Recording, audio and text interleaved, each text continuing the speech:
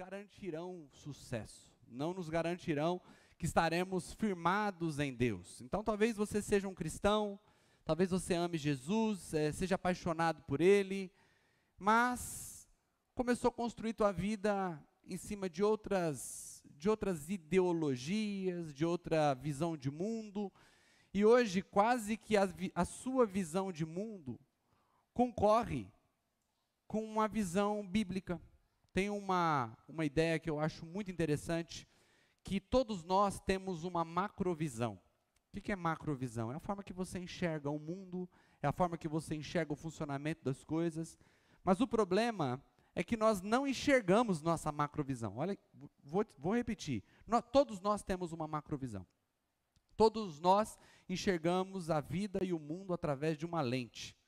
O problema é que nós não enxergamos essa lente.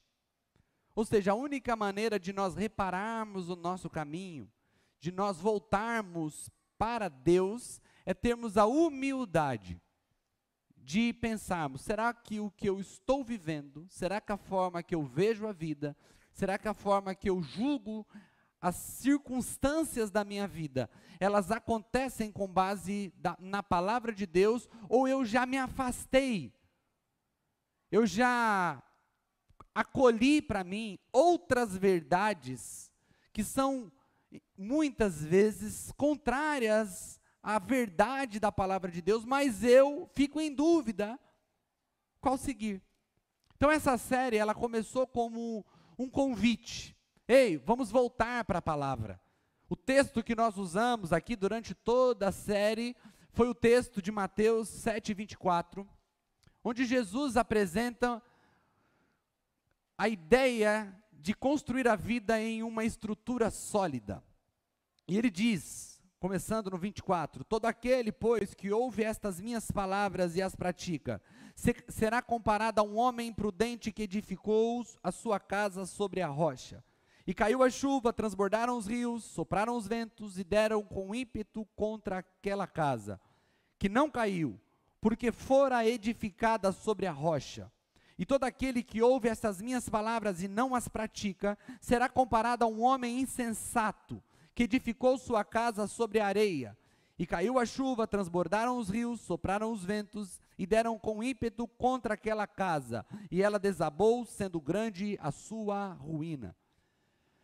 Nós falamos isso durante toda a série, essa semana, supervisionando a célula. Eu achei muito interessante os assuntos que foram abordados na célula. Essa semana, a célula que eu supervisionei, eles abordaram o que é ser prudente. O que é ser prudente na hora de construir? E aqui Jesus está dizendo que o homem prudente é aquele que ouve as palavras do Senhor e as pratica. Mas por que demoramos 6 semanas nessa série? Porque Jesus está falando, aquele que ouve estas minhas palavras. E quais palavras? As palavras que ele tinha acabado de dizer no Sermão do Monte. Então nós tiramos 30 e poucas sentenças que estão inclusas no Sermão do Monte, com o objetivo de te mostrar que a Bíblia é abrangente.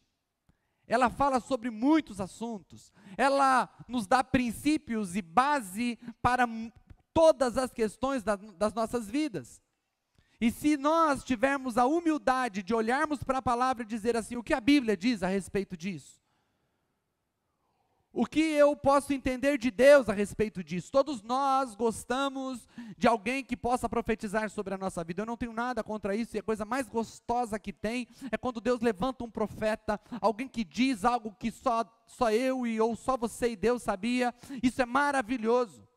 Mas isso gera muitos cristãos que não encontram nas Escrituras as respostas que elas precisam.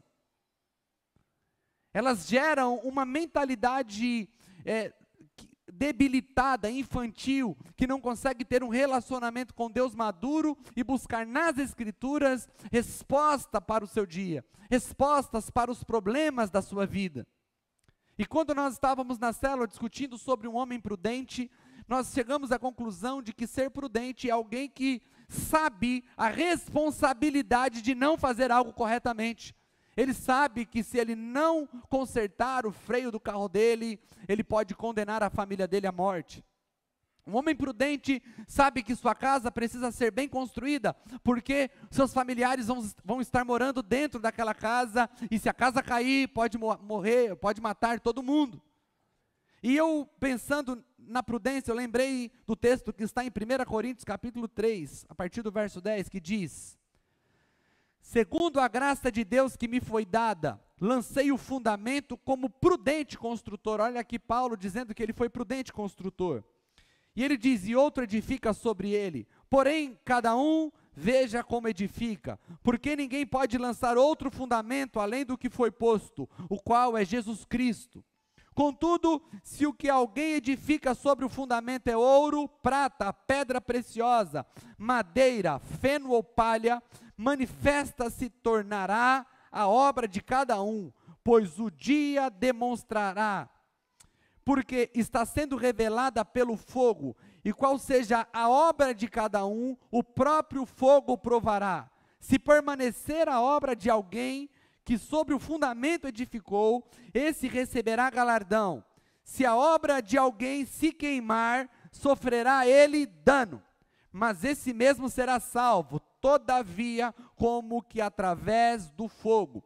Outras versões vão dizer que como salpicado pelo fogo. O texto está aqui dizendo que mesmo assim será salvo, mas com dano. Outras versões dizem será salvo, mas com prejuízo.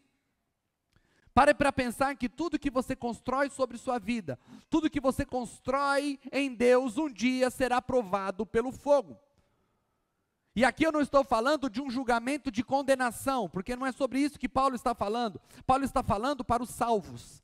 Paulo está falando para pessoas que nasceram de novo, pessoas que foram regeneradas pela obra regeneradora do Espírito Santo, pessoas que foram religadas, conectadas a Cristo, pessoas que são um com Deus, que compartilham da natureza de Deus, mas de forma imprudente, constroem suas vidas de maneira desleixada, distante daquilo que o Senhor ordena, ou que o Senhor ensina, ou que o Senhor transmite através de sua palavra.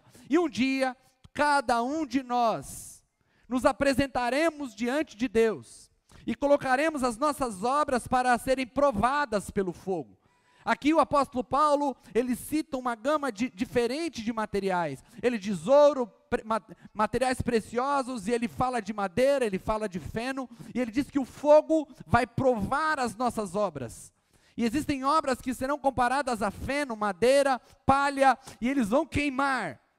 Aí você passou sua vida cristã, aqui na terra, seus 70, 80 anos, mas aí você vai chegar lá, e tudo que você produziu vai ser colocado diante do fogo, e esse fogo vai provar. E se suas obras não foram obras de uma pessoa, de um construtor prudente, essas obras vão sumir.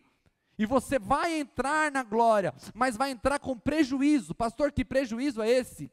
Não sei. Porque quando nós ouvimos lá atrás que ir para o céu, nós vimos uma espécie de todos chegam e todos aqui vão ser iguais, não vai haver diferença, nós vamos chegar no céu e vai ser todo mundo, está resolvido, a questão é chegar. Mas Paulo está dizendo que não é essa a questão, porque chegar no céu não é algo que depende de nós, é algo que depende da obra de Cristo. Porque nós somos salvos pela graça, não é por obras, para que ninguém se glorie. Ou seja, a salvação é um problema que Jesus resolveu, porque nós não poderíamos resolver. Mas o que ele está dizendo é sobre a construção da minha vida, é como eu vivo, é como eu me comporto, é como eu vivo a partir de Cristo. Porque nós não somos salvos pelas obras, mas somos salvos para as boas obras. Ou seja, nós não podemos conquistar Deus por nossas boas obras, mas quando Deus nos salva, Ele nos capacita a viver uma vida, porque quando nós falamos obra, isso não é mais parte do nosso vocabulário. Então nós poderíamos substituir a palavra obra para a palavra ação. Ou seja, não há ação nenhuma que podemos fazer que possa resultar numa reação de salvação. Não somos nós que agimos e Deus reage nos salvando. É Deus que nos salva e nós reagimos com uma vida diferente. A nossa vida que agrada a Deus é uma reação da salvação que o Senhor nos deu em Cristo. Agora, a partir do momento que Ele nos salvou, que nos capacitou para viver uma vida diferente, Ele espera que nós olhemos para a palavra e possamos construir uma vida que, quando chegarmos diante do Senhor, tudo que colocarmos diante do altar, que ali, altar não é lugar que nós tiramos coisas, altar é lugar que nós colocamos coisas. Isso aqui não é altar, isso é um palco. A diferença daqui para ali é só 60 centímetros de altura. Altar é o lugar onde nós colocamos em Deus as nossas obras para serem provadas. E ali o fogo consome o que está ali. Se ficar, ok, foram pedras preciosas, foram materiais que o fogo não consome. Mas se queimar, quer dizer que nós vivemos uma vida de forma imprudente. Então como que eu faço para construir uma vida prudente? Olha o que diz o salmista no Salmo 119, 105. Lâmpada para os meus pés é a tua palavra, e luz para os meus caminhos. Então como que eu construo uma vida prudente? Senhor, o que está escrito na tua palavra? Como que eu lido com isso? Como que eu resolvo esse problema? Nós falamos aqui sobre diversos assuntos. Senhor, eu estou com meu coração quebrado, eu estou sofrendo por um problema que eu tive, o que tua palavra diz? A palavra diz perdoa. Nossa, mas aí não, né? Porque perdoar é muito que fizeram contra mim. Mas a Bíblia está dizendo para perdoar. Não, mas eu ouvi dizer que não é bem assim. Mas você ouviu quem dizer? Não, alguém, não importa. Eu ouvi alguém dizer, mas você quer comparar o que essa pessoa disse com o que a palavra disse? Entre o que a palavra diz e o que outra pessoa diz, o que outra pessoa não chega, não se torna, não tem um mínimo de relevância. Se minha opinião confronta com as Escrituras, a minha opinião não tem um pingo de relevância. Porque não é sobre minha opinião, é sobre o que o Senhor diz. E sobre o que o Senhor diz, as nossas opiniões se tornam irrelevantes. A sua opinião, ela pode ser relevante para um montão de coisas, mas quando contrasta com a palavra de Deus, a sua opinião é só sua opinião, e esse só é pejorativo. É só no sentido de não vale nada perto daquilo que o Senhor disse. Você está comigo? Está compreendendo? Mas durante a série o que nós fizemos? Nós falamos isso que eu estou falando para você hoje, e nós fomos tirando os princípios ali do Sermão do Monte. Hoje não vai ser diferente. Nós temos mais 5 sentenças que são as últimas. Poderíamos tirar mais, mas aí nós ficaríamos aqui 2 meses falando sobre isso. Então vamos tirar esses últimos 5 sentenças, e eu quero que você realmente possa extrair o máximo do que Deus está falando com você. Primeira sentença de hoje. O julgamento é uma tarefa que precisa começar diante do espelho. Vamos aqui, verso 1 do capítulo 7. Não julgueis para que não sejais julgados, pois com o critério com que julgardes, sereis julgados, e com a medida com que tiverdes medido, vos medirão também. Porque vês tu o argueiro no olho do teu irmão, porém não reparas na trave que está no seu próprio? Ou como dirás ao teu irmão, deixe-me tirar o argueiro ou o cisco do teu olho, quando tens uma trave no teu? Hipócrita, tira primeiro a trave do teu olho, então verás claramente para tirar o argueiro do olho do teu irmão. Palavras de Jesus, só para você não pensar que é João Batista. Deixa eu te dizer algo. Esse texto aqui é muito usado para dizer assim, não me julgue, viu? Não me julgue. Ninguém pode julgar ninguém. Não é sobre isso que o texto está dizendo. O texto está dizendo, não julgueis para não sejais julgados. E ele vai continuar dizendo, e no final Jesus está dizendo, tira primeiro o cisco do teu olho para que você tenha capacidade para tirar o cisco do olho do teu irmão. O que Jesus está ensinando aqui é a consciência do julgamento. Ou seja, todas as vezes que você estiver julgando alguém, se prepare para ser julgado com a mesma medida que você está usando. A medida que você usa com os outros será usada com você. Se você é misericordioso, você está plantando misericórdia. Se você é tolerante, você está plantando tolerância. Mas se você é alguém que vive reparando, você vive julgando, você vive apontando defeito, não fique surpreso que no dia que você passar pela dificuldade, essa medida venha sobre você. Eu lembro que quando eu mudei de cidades, né? Então eu passei por outra cidade antes de chegar em Itapetininga, e quando eu estava nessa cidade, estava congregando numa igreja que eles tinham o hábito de dizer que alguém pecou aqui no púlpito. Ah, fulano pecou, não dizia o pecado, e eu quero dizer, se a igreja perdoa, era a cultura da igreja. E eu lembro que toda vez que alguém dizia assim, ó, fulano pecou, mas tinha uma tristeza no meu coração, eu chorava ali sentado, eu chorava dizendo, Senhor, perdoa ela, reconduz ela ao caminho. Mas tem pessoas hoje que elas, quando escutam que alguém pecou, que alguém falhou, parece que ela sente prazer. Ela sente alegria, porque o defeito do outro, o erro do outro, a falha do outro, é uma oportunidade para parar de olhar para si mesmo. Quando o apóstolo Paulo ele fala sobre si mesmo, ele fala assim, dos pecadores, do qual eu sou o maior. Quer dizer que Paulo foi o maior pecador da história? Está na Bíblia, pastor, Paulo foi o maior, ele mesmo falou. É isso que o texto está dizendo? Quer dizer que os pecados de Paulo, dentro de um ranking, eles estão ranqueados acima dos pecados do Hitler. É isso? Não, é que o apóstolo Paulo tinha entendido esse princípio. Então, quando você julga o mundo a partir de si mesmo, se você usa a mesma capacidade analítica que você tem para com os outros, para si mesmo, é impossível que você não comece o seu processo de julgamento dizendo, eu estou aqui para olhar o problema, mas eu quero dizer que eu já olhei o meu e o meu é o pior. Porque todo mundo que olha para dentro de si, porque você sabe coisas que passam no teu coração e na tua cabeça que você não pode contar para ninguém, e não vem fazer cara de, não, na minha não. Desejos, vontades, ideias, que você nem pode compartilhar, senão podem até te chamar de monstro. Mas não, quando eu dedico a minha vida para olhar para o outro, para julgar o outro, para condenar o outro, eu vou me tornando alguém incapaz de olhar para mim mesmo. Enquanto eu estou distraído com o que está fora, dentro de mim, como nós falamos antes da série, numa outra mensagem, existe um quarto escuro, onde o diabo está trabalhando livremente. E eu perdi a capacidade de olhar para mim mesmo. Se você continuar lendo o livro de Atos, depois você entra nas cartas, os cristãos, eles são instruídos a julgar. Quando você vai para Mateus 18, Jesus disse, se o irmão pecar contra você, o contra você ali de Mateus 18 está entre aspas, que quer dizer que não estavam em todos os manuscritos. Então nós podemos fazer uma interpretação de Mateus 18, tirando contra você. E aí o texto ficaria, se você ver o seu irmão pecar, vá a ele em particular e o confronte. Se ele se arrepender, você ganhou teu irmão. Se ele não se arrepender, chama 2 ou 3 testemunhas e dá mais uma chance para ele se arrepender. Se ele não se arrepender, você leva para a igreja.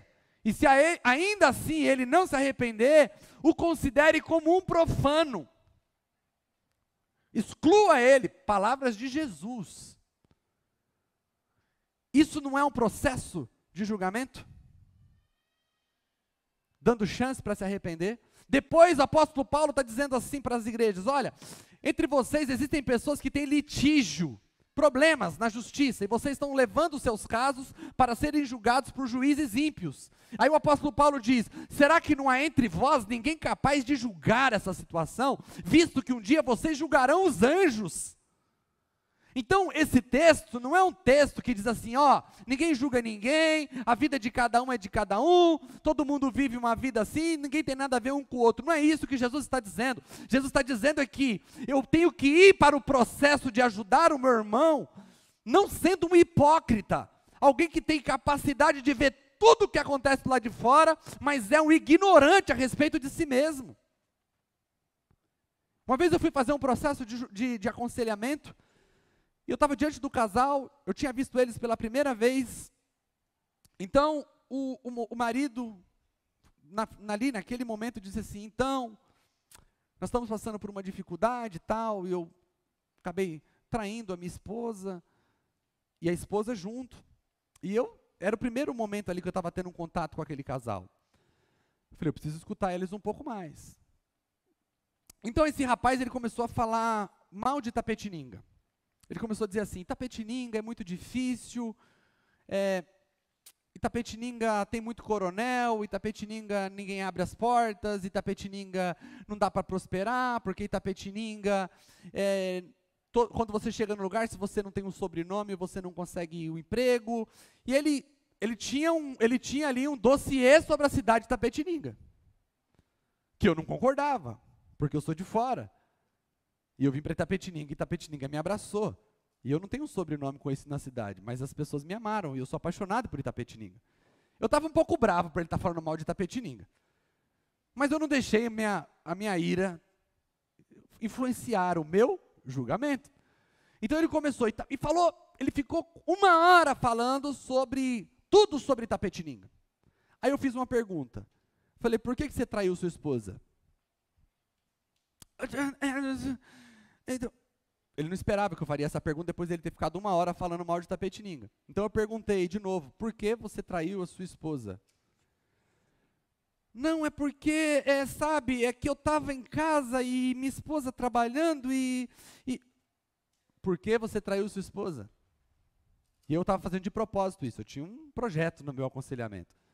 E aí quando eu vi que ele não sabia dizer porque eu traí a esposa, eu falei: você percebeu que você sabe o nome de todos os coronéis da cidade, você sabe todo o funcionamento de Itapetininga, você sabe o que funciona, o que não funciona, você sabe o que dá certo, o que não dá certo, você conhece todos os caminhos, todos os projetos, você conhece todas as empresas, todos os patrões, tudo, você conhece tudo de Itapetininga, mas você não sabe por que você traiu sua esposa.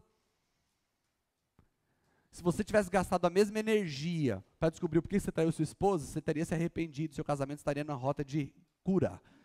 Mas você não pode curar Itapetininga. Você só pode curar a si mesmo através do arrependimento e deixando Cristo entrar. Percebe que nós, quando estamos fracassando em alguma área da nossa vida, nós procuramos alguma coisa para julgarmos. Isso acontece desde pequeno, desde criança, é um hábito humano. Antônio, você não limpou a sala. O Davi não arrumou a cozinha. Antônio, você não tomou banho ainda. O Davi também não. Davi, sua lição está atrasada. O Antônio também. Eles são crianças que precisam ser transformadas, porque nasceram na condição de serem seres humanos que têm o seu coração inclinado para o pecado. Ou seja, eles já sabem que se alguém do lado deles estiver bem, isso os condena. Olha o que o escritor aos Hebreus diz. Ele diz o seguinte: que Noé condenou o mundo de sua época. Por que Noé condenou o mundo de sua época? Porque quando um professor ele aplica uma prova, a prova não é só para testar os alunos, a prova também é para testar o professor. Porque se um professor passa uma prova e todo mundo vai mal, o que isso diz? E que o professor não sabe ensinar muito bem. Concorda comigo? Agora, se o professor passar uma prova e um tirar 10, ele condena a sala toda. Porque se um foi bem, quer dizer que todos poderiam ter ido bem.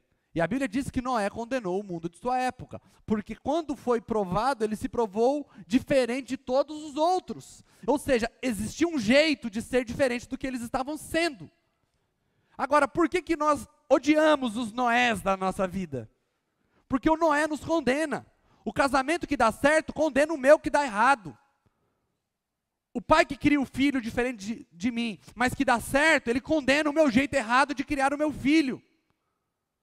O marido que trata bem a esposa, cuida bem da esposa, ele condena o marido que não cuida, o marido que não é responsável, que não dá amor, que não se deixa ser um bom marido para sua esposa. Ou seja, o julgamento é mais um ato que revela o nosso fracasso do que o nosso sucesso. Porque quem tem sucesso de verdade, quem conseguiu alcançar algo na vida, já no seu processo de julgamento é quebrantado e humilde, porque ele sabe o quão ruim ele é e quantos desafios ele passou na vida para chegar onde chegou. Agora, quer alguém que fique julgando? Analise a vida dela. É alguém que não consegue deslanchar, é alguém que não consegue prosperar, porque ela esconde o seu fracasso através da sua capacidade de julgar a vida dos outros. E Jesus está dizendo isso. Primeira sentença. Segunda sentença. Não devemos dar aos outros o que eles não querem e não valorizam. Olha o que está escrito aqui. Não deis aos cães o que é santo, nem lanceis ante os porcos as vossas pérolas, para que não pisem com os pés e voltando-se vos dilacerem. O que Jesus está dizendo aqui? Eu fui aprender isso com o pastor Eibe, que o casco fendido do porco, quando entra pedra ou qualquer coisa ali, ele fica muito irritado.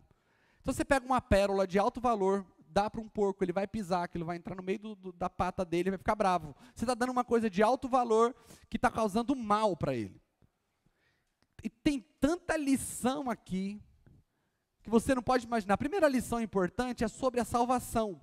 Por isso que a lei é importante. A lei não é importante para salvar. A lei é importante para que nós entendamos que somos pecadores e passemos a entender a necessidade de um Salvador. Quando a lei diz que se eu pecar eu vou morrer, e eu percebo que eu não consigo parar de pecar, eu entendo que eu vou morrer. E se eu entendo que eu vou morrer porque eu não consigo parar de pecar, eu entendo, eu preciso de um Salvador. Eu passo a valorizar a salvação que me é entregue. Quer ver outra lição que a gente aprende aqui? Às vezes o marido está dando para a esposa uma coisa que a esposa nunca pediu. A esposa quer seu amor, quer seu tempo. E você acha que ela quer seu dinheiro. Então você trabalha um tempão, não dá tempo para ela, não dá atenção para ela, você se acha um marido top. E sua mulher te acha um marido, como que é o contrário de top? Pote. Porque você está dando para ela algo que ela não te pediu. Você está tentando entregar para os seus filhos algo que os seus filhos não te pediram. Por isso que conselho é uma coisa que você tem que dar. Isso foi uma coisa que eu aprendi a duras penas. Conselho você dá para quem pede. Você não fica distribuindo conselho e ainda fica acusando as pessoas de não ouvirem o conselho. Elas não ouvem porque elas não te pediram. Às vezes eu estou com a minha esposa, alguém vem, conversa, fala um monte de baboseira. A minha esposa fala, você não vai falar nada? Eu falei, eu não. Não me pedi, não me perguntou nada. E a gente tem um montão de gente metendo a mão na vida dos outros, tentando dar um conselho sobre como faz, como resolve. Ninguém te pediu nada, fica quieto. Entendeu? Não fique dando, é coisa boa, mas talvez o que é bom para você não é bom para o outro. Tenha sabedoria de entender o que você vai entregar para o outro. O que Jesus está dizendo é para não dar aquilo que é bom aos cães. Aqui a conotação é conotação espiritual. Tem gente que não tem que receber aquilo de bom que nós temos que entregar. Mas eu estou mostrando que dentro de um princípio nós podemos aprender tantas coisas.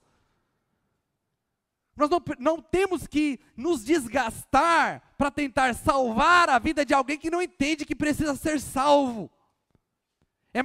É melhor você dedicar um tempo aguçando a necessidade, o desejo, a vontade, para depois entregar o que ela precisa. Se você vive uma vida de relacionamento, é melhor você perguntar o que a pessoa quer.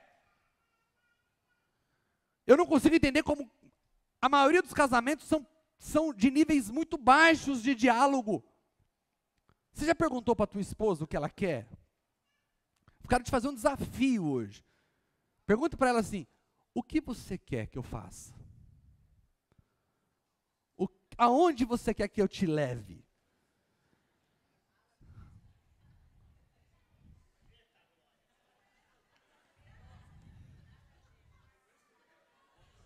Aí você, mulher, faça a mesma coisa, tá?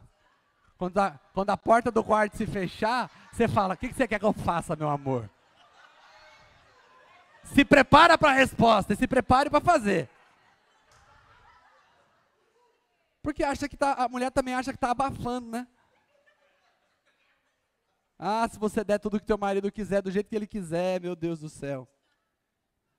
Porque essa vida de dar e receber, de compartilhar, tem que ser algo que é regado pelo diálogo. Regado pelo diálogo. Olha quantos princípios.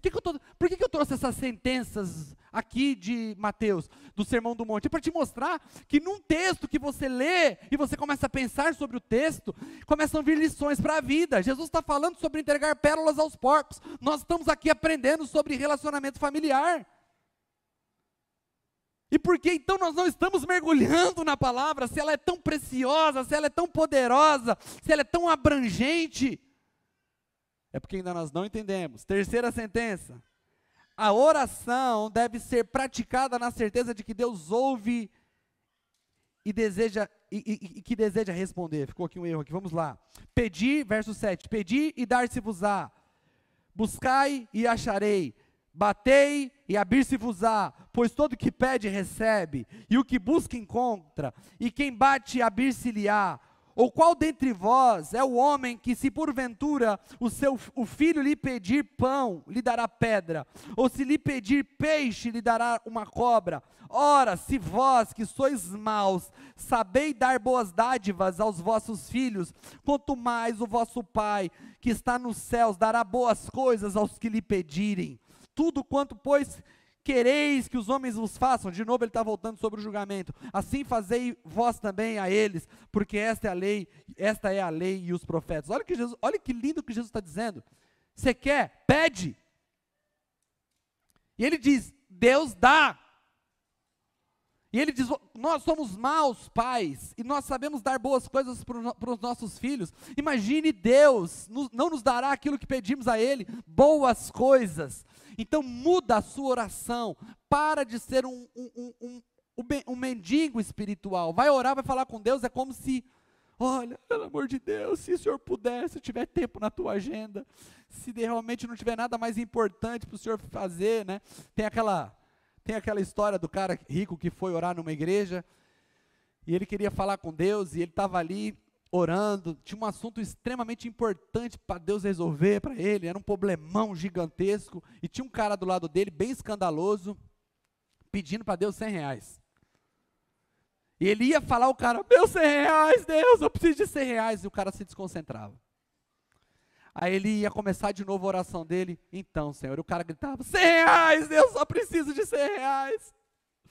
E aí o cara assustava, não falava nada. Vamos começar de novo então, Deus, o cara, R$100, ele foi e tirou R$100 do bolso, ó, toma aqui seus R$100, deixa Deus se concentrar no meu caso. O cara, obrigado Deus pelos R$100.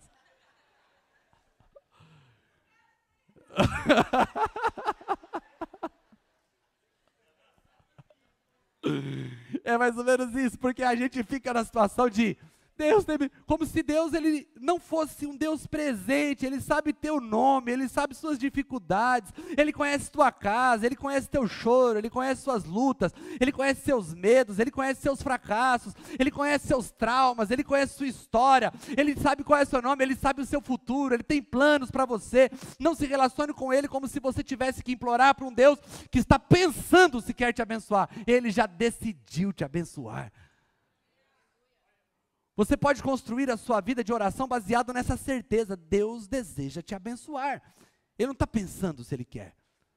Ele não está decidindo ainda. Não, vamos ver, se você se comportar esse ano, eu vou trazer um presente, vou mandar meu amigo lá de vermelho entregar. Ele não está pensando nisso. A lógica do Papai Noel é do Papai Noel. A lógica de Deus é, eu desejo te abençoar. Entende? Eu desejo te dar boas coisas, eu desejo fazer da tua vida uma vida de bênçãos, eu quero cuidar do teu coração, eu quero cuidar das tuas emoções, eu quero ver você livre, feliz, livre da culpa, livre da condenação, de cabeça erguida, vivendo uma vida 100% do que Ele planejou, sendo referência na vida das pessoas, abençoando as pessoas, sendo próspero, sendo generoso, sendo alguém que influencia e é relevante na geração e no meio em que você vive. Deus quer que você viva assim. Pastor, o senhor é triunfalista, quer dizer que tudo vai dar certo? Não. Nós vamos falar ainda outra sentença aqui que vai dizer para você que não. Não é triunfar em tudo, não é que tudo vai sair do jeito que você quer, porque Deus não tem nenhuma obrigação de fazer que sua vida seja tudo perfeito, porque o pecado não é o resultado da vontade de Deus, é o resultado da desobediência humana. Mas Ele está dizendo que no meio das batalhas, Ele está do teu lado para que você vença, para que você passe. O triunfalista diz que você não vai ter a batalha. Eu estou dizendo para você que em tudo nós somos mais do que vencedores, porque Ele nos amou. Qual é a diferença? A diferença é que um não quer a dor, não quer a dificuldade, o outro sabe que pode triunfar sobre as dificuldades, e as lutas, e as tribulações, porque você tem o Senhor ao teu lado. O salmista ele vai dizer, ainda que eu ande pelo vale da sombra e da morte. Ele não está dizendo que nunca andarei por dias difíceis. Ele está dizendo, ainda que eu ande, mesmo que eu precise passar pelo vale da sombra e da morte, o Senhor estará comigo. E se eu tenho o pastor comigo, o supremo pastor, eu tenho um pastor que tem em suas mãos uma vara e um cajado. Essa vara vai servir para me corrigir quando os meus passos estiverem fora, mas o cajado serve, é um instrumento só com dupla função. O cajado serve para me resgatar caso eu cair. Então eu não preciso ter medo, eu posso caminhar por onde for, porque eu não estou sozinho. Isso é uma mentalidade de vitória, sabendo que Deus me ama e Ele está comigo. Penúltima sentença, estamos chegando ao fim. O caminho da felicidade não é o mesmo da facilidade. Os apertos e as dificuldades são características de alguém que está trilhando o caminho certo. A partir do verso 13 diz, entrai pela porta estreita, larga é a porta e espaçoso é o caminho que conduz para a perdição, e são muitos que entram por ela. Porque estreita é a porta e apertado é o caminho que conduz à vida, são poucos os que se acertam com ela. Apertado é o caminho da vitória. O caminho que conduz à plenitude é um caminho apertado. Não, viver uma vida de alegria e felicidade não é o mesmo que viver uma vida de facilidade. Por isso que eu fico muito preocupado, e vocês perceberam que durante toda a série eu ficava falando sobre criação de filho, porque nós somos de uma geração que a gente perdeu a capacidade de lidar com as dificuldades. Nós não queremos que os nossos filhos passem por dificuldade nenhuma. Deixa eu dizer algo para você, Deus não tem dó de você. Deus não tem dó. Deus ele tem propósito. Se você precisar, para amadurecer e crescer, precisar passar por uma luta de dificuldade, Ele não vai poupar você. O dia que o Nicolas nasceu, e eu passei por essa experiência 3 vezes, mas parece que a gente vai ficando um pouquinho mais velho, a gente vai ficando mais bobo, né? E aí, o Nicolas nasceu, pegaram ele ali, e esquece a mãe, deixa a mãe para trás, né? Vai o pai seguindo a enfermeira com o bebê. Eles chegam ali naquela salinha, coloca ali, enfia um sugador no nariz, suga tudo, sugando o nariz dele. Tinha uma hora que ele parecia que parava de respirar, fazia uma massaginha, de novo, injeção na coxa. Meu Deus!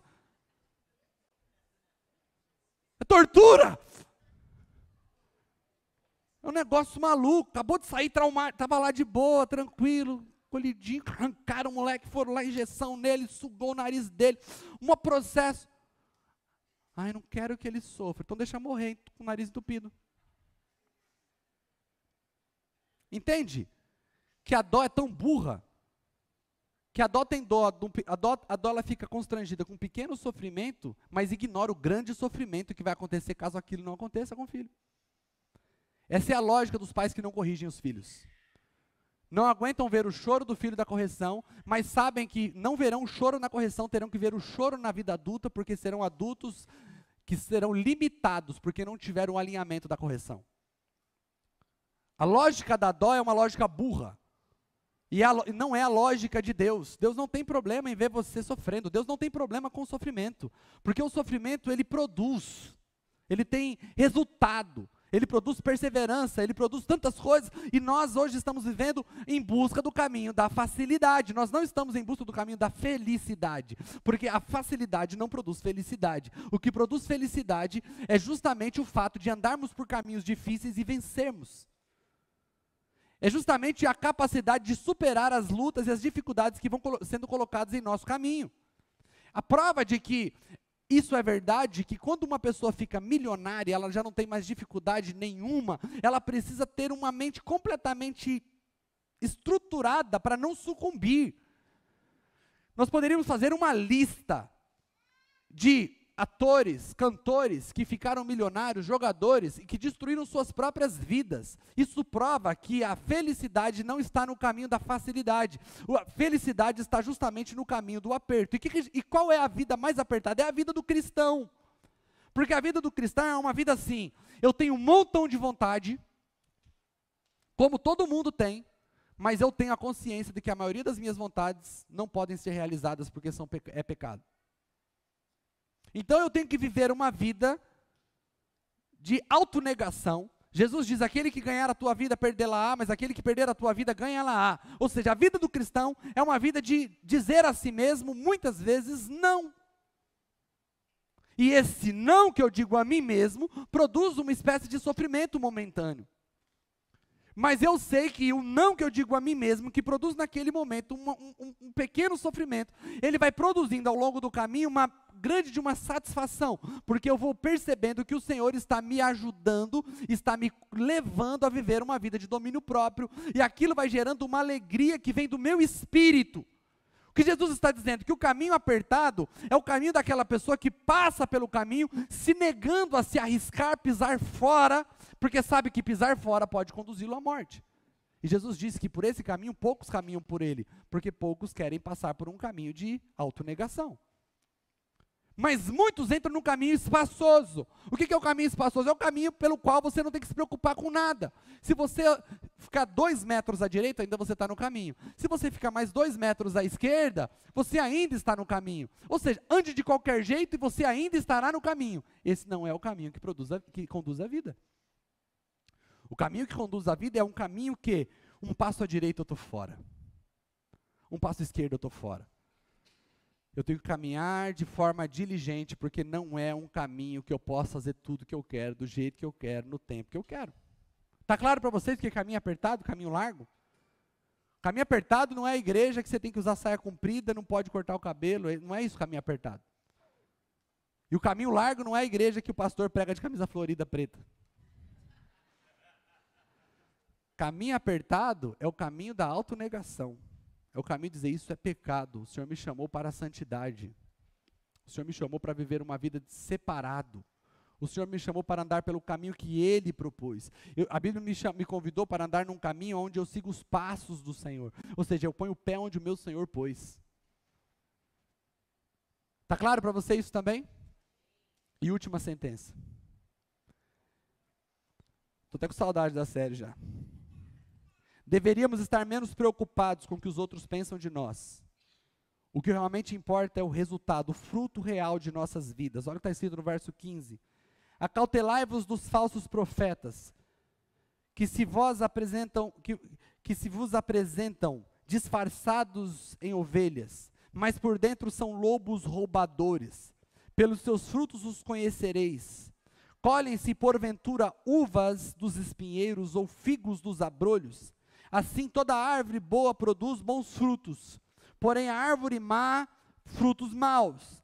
Não pode a árvore boa produzir frutos maus, nem a árvore má produzir frutos bons. Toda árvore que produz bom fruto é cortada, toda árvore que não produz bom fruto é cortada e lançada no fogo. Assim, pois, pelos seus frutos os conhecereis. Nem todo aquele que diz Senhor, Senhor, entrará no reino dos céus, mas aquele que faz a vontade de meu Pai que está nos céus.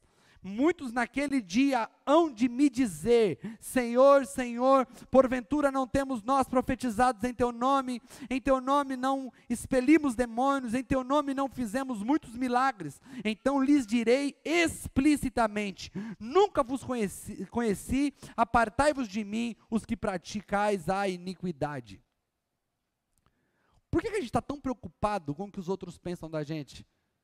Se o que as pessoas pensam da gente tem zero relevância sobre o nosso futuro eterno e sobre a realidade da nossa vida. Imagine um limoeiro. Nós reunimos 3 ou 4 pessoas em volta desse limoeiro e começamos a dizer, é laranjeira. Aí está lá, o limoeiro está quietinho lá. É laranjeira. Aí alguém vai lá e diz assim, mas ainda não saiu fruto nenhum, não está parecendo laranjeira. Aí os outros falam, é laranjeira. Aí nasce o limão. Aí o teimoso pega o limão, corta e fala, estou dizendo para você, é laranjeira. Que laranja azeda. Mas é laranjeira. É tonto. A pessoa olha para você, pode falar o que ela quiser de você. O seu fruto testifica quem você é. O que é produzido na tua vida diz quem você é. O resultado que você tem na sua vida familiar diz quem você é. O resultado que você tem com os seus filhos, na criação dos seus filhos, diz quem você é. O seu amor, a sua generosidade, o lugar que você passa, as vidas que você toca, diz quem você é. Então nós não deveríamos estar tão preocupados. E aqui o conselho de Jesus é sobre justamente os falsos profetas. Pessoas que se apresentam com uma eloquência maravilhosa, querendo manipular a tua opinião a respeito deles. O que Jesus está dizendo é, eles podem fazer o que quiser. Podem manipular a tua opinião a respeito deles. Você pode aplaudir um líder que parece ser incrível, mas no final das contas, pouco importa o seu aplauso. O que importa é o que de fato ele é. Porque se ele for iníquo, viver uma vida toda sendo aplaudido por milhares e milhões de pessoas, quando ele chegar diante de Deus, ele não vai encontrar aplauso, ele vai encontrar apartai-vos de mim.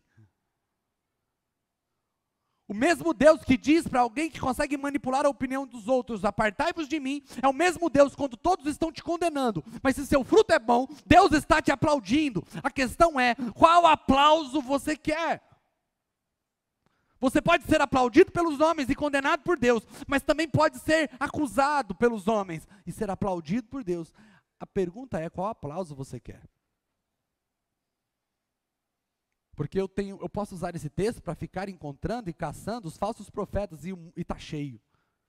Cheinho de falsos profetas. E as pessoas perderam a capacidade de julgar o fruto. As pessoas ainda estão julgando a performance. É por isso que pouco importa o que é. É muito importante parecer que é. É por isso que nós vivemos na geração do status. É por isso que é muito importante, hoje nós vemos num tempo onde a pessoa está passando dificuldade, não tem condições de ter uma vida minimamente digna, mas ela tem um celular de 10 mil reais. É por isso que nós vivemos num tempo onde existe toda uma formatação nas redes sociais para mostrar para o mundo o que você queria que você fosse, mas é uma mentira. Porque as pessoas ainda estão muito preocupadas com o que os outros pensam delas. E pouco preocupados com o que elas são de fato. E Jesus está dizendo, desencana. O que as pessoas pensam, pouco importa. Pouco importa. O importante é o que Deus sabe a respeito de você. Pastor, mas o que Deus sabe é ruim. É bem ruim. Porque eu até prefiro o que os outros pensam, porque o que Deus sabe é pior. Então vamos mudar o que Deus sabe. Como que Deus posso mudar o que Deus sabe? É mudar quem você é. Porque Deus, Ele sabe de todas as coisas. Então se concentra mais no que você é quando ninguém está vendo, do que você se concentrar em ser diferente e maravilhoso quando todo mundo está vendo. O que todo mundo vê é carisma. O que ninguém vê é caráter. Deus está mais preocupado com o teu caráter transformado do que o carisma que você tem de expressar quem você quer ser. No final das contas, se você viver uma vida querendo construir uma bela de uma imagem, você também estará construindo um castelo de areia.